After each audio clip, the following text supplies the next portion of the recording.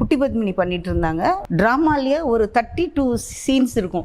32 சீன்ஸ்லேயே அவங்க தான் மெயின். என்னை வந்து பார்க்க சொன்னாங்க. முதல்ல என்னன்னா ட்ராமாலாம் பண்ணதில்லை, பார்த்து பயந்துட்டேன். அவங்க அவ்வளோ அழகாக பண்ணியிருந்தாங்க.